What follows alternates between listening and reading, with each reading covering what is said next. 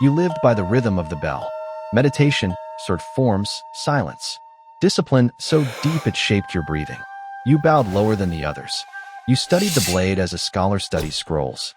Your cuts were precise, clean, merciful. The village knew your name. Children mimicked your forms with sticks. Widows left bowls of rice on your steps during festival days. You taught the young to kneel without shame. You shared your rations with the hungry. You once carried a child from the riverbank, barely 5, skin blue from the cold, clutching a peach like a talisman. You wrapped him in your cloak, shared your fire, whispered stories until he slept. The elders said he would bring change. You said nothing. You only smiled and walked him home. You believed in the shape of things, the old laws. At night, you sat alone on the wooden porch, lantern light flickering, wind brushing past your shoulders. In the dark, you allowed yourself to breathe. That honor could fill the hollow spaces where others might place ambition or warmth. That obedience was peace. That faith in your Lord was the same as faith in the world. You gave the world your stillness, your edge, your silence, and called it peace. But peace, like a blade, can be sharpened to a point you no longer see. Footsteps echoing in rhythm. Your blade sings through form after form. Precision, control, peace, and then a summons. You kneel in the great hall. Then comes the accusation. Treason, collusion with rebels, poisoned intentions disguised beneath years of loyalty. You laugh. You think it's a test. You think, surely he knows my heart. Surely this is not real. But the guards step forward. You shout. You list your deeds, your years of service, your wounds taken in his name. He signs the order. And that's when you understand. This was never about justice. It was convenience. You were loyal, yes, but you were also respected, visible, uncontrolled, and that made you dangerous. You were offered the honor of death. A white robe, a clean blade. They prepare the mat. The ritual is meant to be silent, dignified, a final act of control. But something inside you cracks. You see the trembling of your fingers from fury.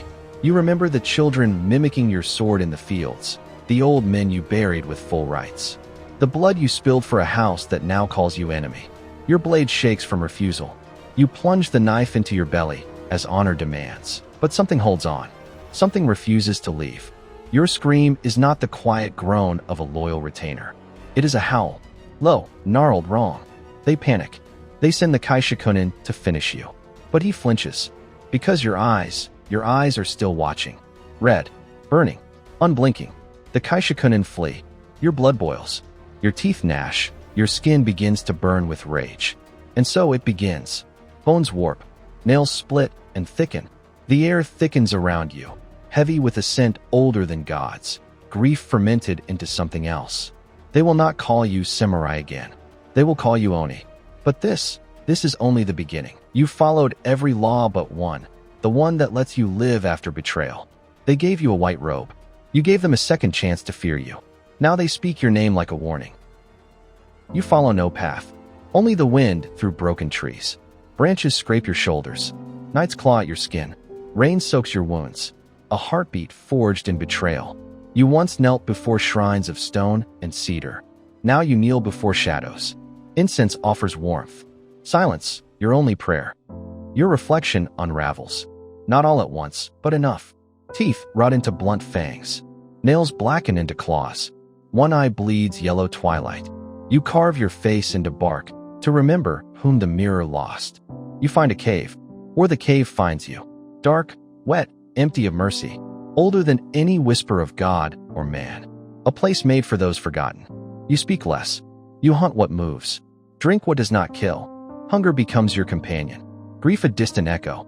Then, something growls inside your chest. Not desperation. Not sorrow. A deeper thing. It asks nothing. It waits. You name it. And it smiles. You tried to mourn. The cave gave silence.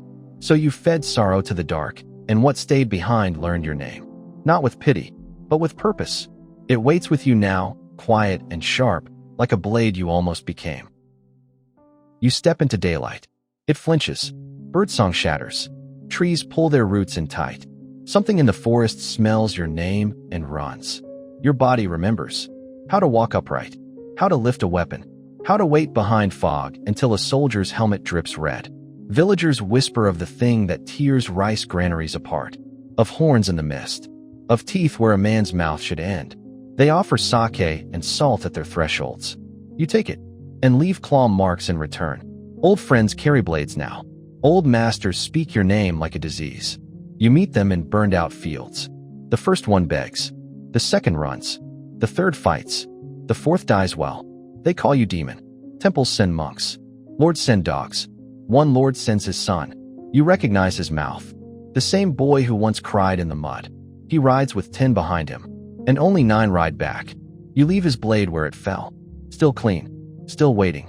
They named you demon. But you remember names too. Every friend who drew steel.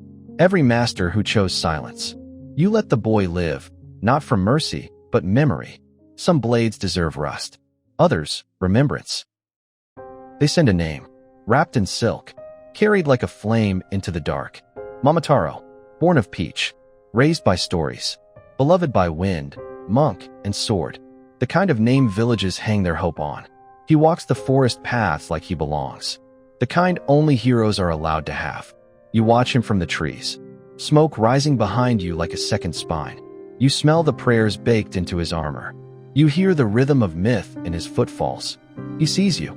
He calls you Oni, like the word itself is a blade.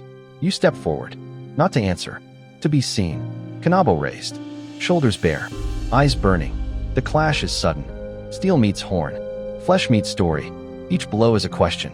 What made you? What keeps you standing? Why won't you fall? He fights with legend. You fight with ruin. But then, something slips. A movement. A scent. His face. Too young. Too kind. Something about the curve of his cheekbone. A flash of someone you once saved. Or once were. And in the space of that flicker, you hesitate.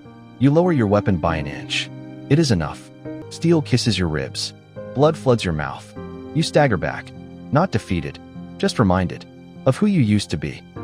It takes no sword to unmake a monster. Just a face, familiar, kind, unguarded. And for a breath, you remember warmth. And bleed like someone still human. Steel blooms through your gut. Momotaro holds the blade. His breath catches. He expected a roar. He hears a sigh. Your kanabo slips free. The horns splinter. The claws fade. The war inside you exhales.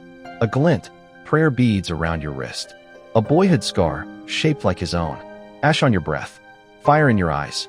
Then your eyes meet. And as widen, peach blossoms flicker in the dark. Riverlight. Cold skin. Firelight.